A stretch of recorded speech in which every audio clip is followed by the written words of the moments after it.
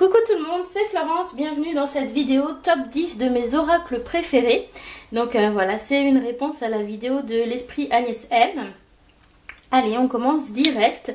Donc en 10e position de ce top, on retrouve le jeu L'Oracle de Gaïa de Tony Carmine Salerno, publié chez Vega au prix de 23,90 €.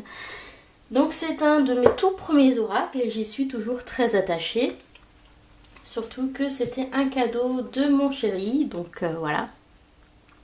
Et j'aime beaucoup les illustrations de cet oracle que je trouve vraiment très jolies. J'aime beaucoup les illustrations de Tony Carmine Salerno et je pense que c'est celui-ci que je préfère dans ceux qu'il a fait. Après, voilà, j'aime beaucoup aussi le Namasté que j'ai également. Mais c'est pas tout à fait le même type d'oracle. Voilà, celui-ci je le trouve un petit peu plus sympa. Voilà, c'est vraiment un doudou deck très réconfortant. Des fois on a juste envie de lire un truc positif, un truc agréable le matin quand on se tire une carte. Et bah c'est ce qui se passe avec ce jeu. C'est un jeu qui va nous parler de compassion, d'amour, de respect, voilà, des émotions, de calme, voilà, pour trouver la paix intérieure, proche de la nature. Et je l'aime vraiment beaucoup. J'aime beaucoup l'utiliser généralement de la fin de l'été jusqu'à la période d'octobre-novembre. Voilà. Et je trouve que c'est juste un jeu vraiment magnifique. Au niveau du livret, on a à peu près une double page par carte. Donc on va, ou une page et demie, on va voir l'illustration avec les mots-clés qui sont en dessous, le petit message de la carte et puis une affirmation positive.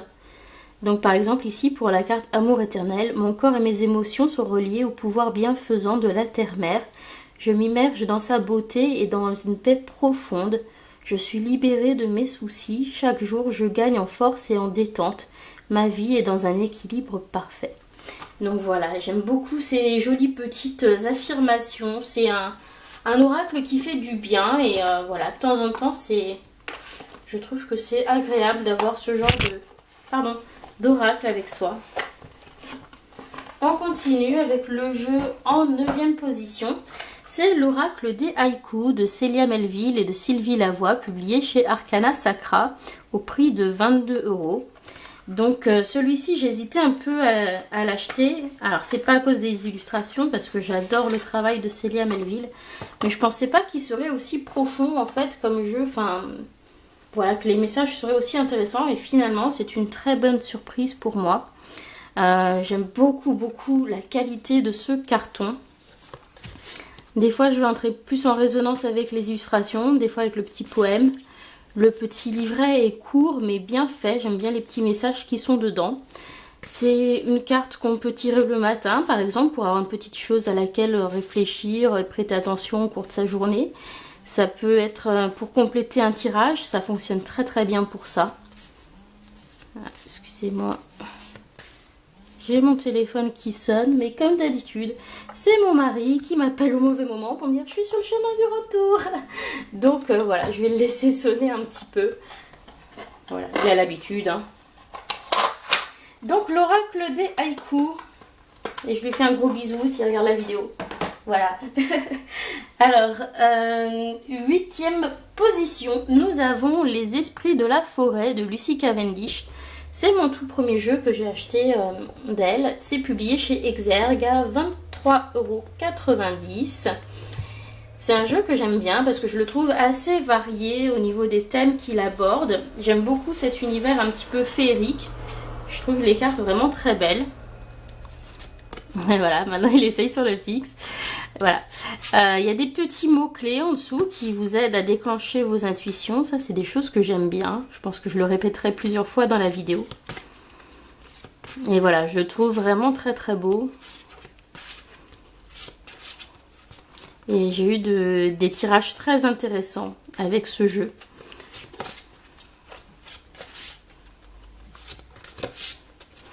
Et j'aime beaucoup la manière dont dont Lucy Cavendish fait ses livrets. Je les trouve assez simples d'accès, elle nous embarque assez vite dans son univers. Et c'est assez direct, donc ça c'est quelque chose qui me plaît. Donc voilà, on va voir ce qu'il y a sur la carte et puis une double page à peu près. Voilà. Alors, on va passer au jeu en 7e position dans mon top. C'est un jeu en anglais. Il s'agit du Angels and Ancestors Oracle Cards de Kyle Gray, illustré par Lily Moses. C'est publié chez Hay House. J'ai payé ce jeu 14 € ou 15 €, je ne sais plus. Les cartes sont mates. Le dos est comme ceci. Je les trouve vraiment très jolies. Il y a une diversité au niveau des personnes qui sont représentées dans ce jeu. En gros, c'est un jeu sur les guides. Vous allez avoir à la fois des guides animaux, des anges, des archétypes d'ancêtres, avec à chaque fois un message sous la carte qui commence par une action. Voilà, donc qui va vraiment vous aider à savoir quoi faire. Donc par exemple, voilà, prenez du recul sur la situation, profitez de la joie et de la lumière, connectez-vous à vos émotions, soyez dévoués et impliqués, libérez votre côté sauvage intérieur, transformez-vous pour dévoiler vos dons, soyez gracieux dans le mouvement et dans vos actions. Voilà, j'aime beaucoup ce jeu, je le trouve très ouvert, il peut parler à beaucoup de personnes. Voilà, je trouve qu'il a vraiment de belles qualités. Et puis voilà, on a à peu près une double page avec le message très succinct, une petite présentation du personnage et puis un message étendu. Voilà, assez simple d'approche. En 6e position, nous avons le jeu Wisdom of the Oracle de Colette Baron-Reid, un jeu de 52 cartes qui est publié là chez Hay House dans la version en anglais. Il est sorti en français sous le titre La sagesse de l'oracle, donc voilà, un peu plus cher en français. Mais si vous êtes fâché avec l'anglais, je vous le recommande dans sa version française.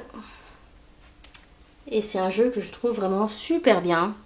Les illustrations, je trouve, sont très parlantes. Elles aident à travailler son intuition. Et c'est un jeu qui est très bien pour avoir un message pour la journée. Il est plutôt un peu divinatoire.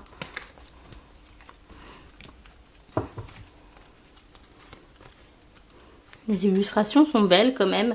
Alors, elles sont encore plus belles maintenant, celles qu'elles font dans leur nouveau jeu. Mais je trouve que dans ce jeu-là, particulièrement, elles sont assez intuitives. Vous voyez ?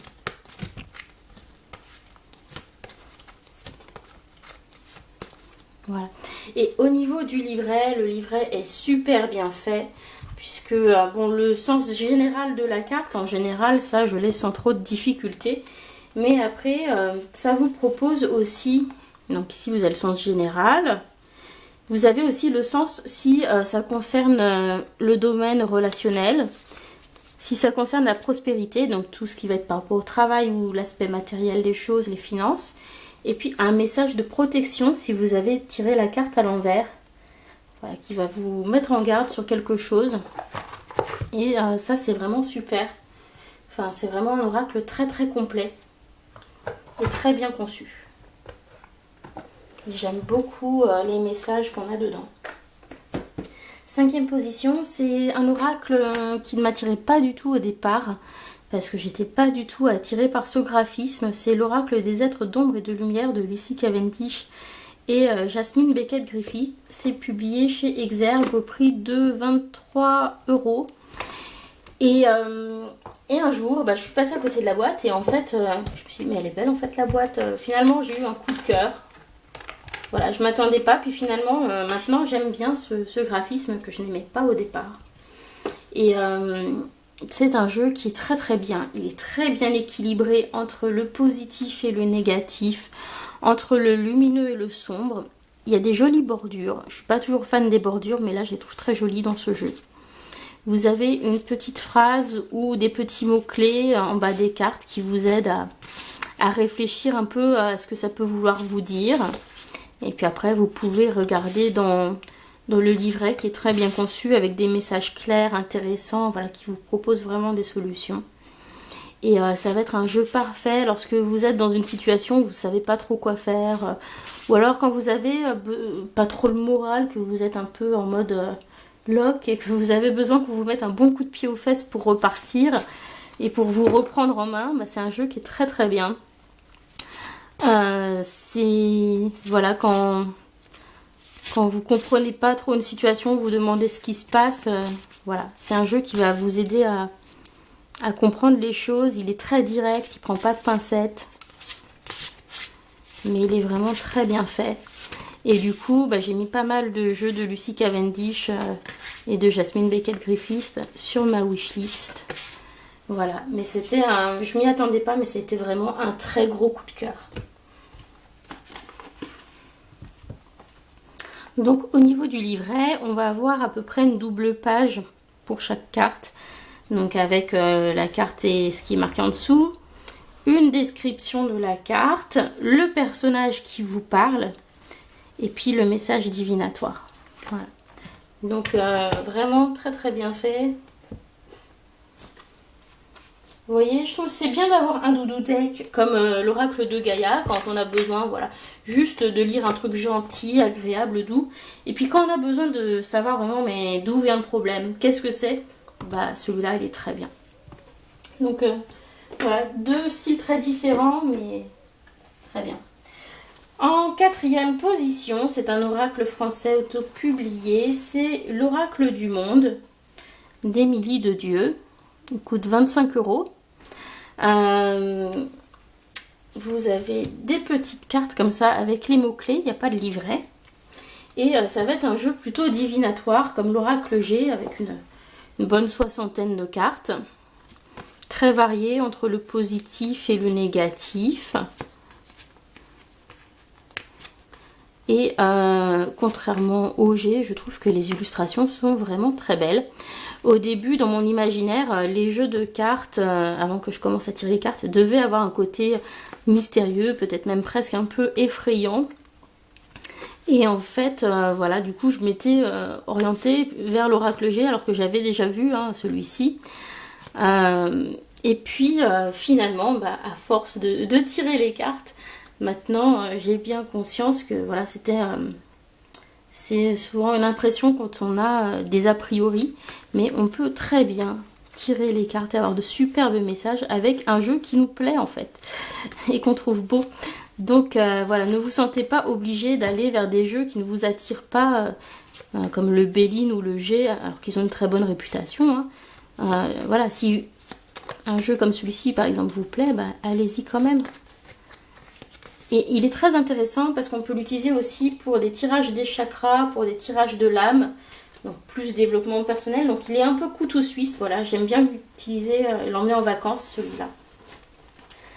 Donc très très bon oracle.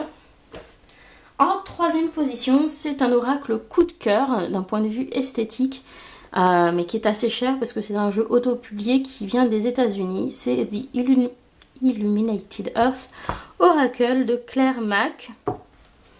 Et celui-ci, c'est vraiment un jeu qui a touché mon âme. Il me parle d'une manière voilà, très intuitive. Je ressens les choses de ces cartes. Elles ont une énergie particulière. Et juste avec le mot-clé, enfin le nom de la carte et puis les images en général, voilà, je fais des tirages à 3 cartes avec et ça me parle d'une manière très intéressante. Il a un côté assez psychologique et je le trouve vraiment très très beau. La qualité du carton est merveilleuse. C'est un jeu vraiment très soigné, très bien équilibré entre le positif et le négatif. Il a une énergie assez ancrée aussi, donc Voilà, c'est quelque chose que j'apprécie. Ça aide à se poser un petit peu. Voilà, je le trouve juste magnifique. Très doux, très beau. Enfin voilà, c'est magnifique quand on voit des couleurs comme ça. Donc voilà, celui-ci c'est un très gros coup de cœur. Au niveau du livret, c'est en anglais, mais c'est quand même assez simple. On a 4-5 lignes par carte. Voilà. Elles sont par ordre alphabétique dans le livret. Deuxième position, là c'est vraiment du très lourd. C'est un jeu, je ne peux que le recommander. C'est l'Oracle des chakras de Karen Sangster. Et franchement, si je ne devais avoir qu'un seul oracle de développement personnel, ce serait celui-là. J'adore ce que ça propose en fait. Ce travail avec les chakras, c'est un travail pour travailler sur soi, sur son environnement, sur ses relations, comment être en harmonie, comment se sentir bien au quotidien, en travaillant sur des petites choses. Et une fois qu'on est bien dans sa tête, qu'on est bien dans son corps, bah, tout va forcément beaucoup mieux. C'est très facile à prendre en main. Vous avez des couleurs qui correspondent aux 7 chakras principaux qui vous aident à identifier les cartes. C'est extrêmement bien expliqué dans le livret. Et puis donc vous avez par exemple ici le thème amour-propre avec le chakra du plexus solaire, avec les mots-clés assurance, estime de soi, confiance en soi, fierté. On peut aller à un autre chakra, par exemple ici chakra du cœur, le lien, unicité universelle, amour, interconnexion, soutien. Hop, on va aller par exemple ici chakra du 3e œil, le mental, ouverture, souplesse, imagination, apprentissage. Allez, chakra sacré, l'argent, finance, pouvoir, générosité, abondance. Voilà, ça aide vraiment déjà à réfléchir par soi-même. Et puis après, on va compléter avec le petit livret qui vous donne vraiment des conseils, des informations. Par exemple, alors vous avez des pages spécifiques pour chacun des cartes chakras, avec les différents mots-clés sous-parties qu'on va retrouver. L'interprétation du symbole, le message, des affirmations positives. Et à la fin du livret, vous trouvez des doubles pages avec toutes les correspondances, enfin même un peu plus que 2 pages. L'emplacement, l'élément, les attributs, les organes, les glandes, les archétypes, les planètes, l'astrologie, les cristaux, les huiles essentielles, les signes qui montrent que le chakra fonctionne bien, les signes qui montrent qu'il fonctionne mal, comment nourrir ce chakra, des affirmations positives, des conseils d'alimentation, sur les couleurs. Enfin, franchement, c'est assez complet quand même et très facile pour des débutants. Là, pour les autres cartes, on va voir donc ce qu'on avait sur la carte en haut et puis une petite phrase, par exemple la carte famille. Au sein de mon cercle familial, nous trouvons notre place ainsi que la liberté d'être nous-mêmes. On a la petite histoire et le message avec vraiment des conseils pratiques. Voilà, c'est vraiment un super oracle. Très intéressant. Je fais un tirage des chakras toutes les semaines avec. Et j'adore, je pourrais pas m'en séparer. Et mon préféré, c'est l'oracle des reflets de Célia Melville. Donc moi j'ai la première édition. Il est signé et numéroté. Et voilà, c'est une production magnifique de qualité. Fait par une personne extrêmement talentueuse et généreuse. Au niveau du petit livret, on a des petits mots-clés simplement, voilà, pour chaque carte. Voilà, donc ça laisse place aussi à l'intuition pour réfléchir par soi-même comment ça fait écho à votre situation. Qualité de carton mat, incroyable, une dorure résistante, des cartes qui glissent et qui se mélangent à merveille. Un format à peu près tarot sur celui-ci. Moi j'aime beaucoup le format de la première édition parce que j'ai des petites mains. Et donc voilà, prédictif, psychologique, multi-usage. Les tirages sont intéressants. Donc voilà, on se quitte là-dessus avec ces belles illustrations. Je vous laisse regarder. Et je vous remercie d'avoir suivi cette vidéo. Vous pouvez aussi refaire une vidéo ou mettre votre top dans les commentaires. Voilà, je vous remercie. J'espère que vous avez aimé.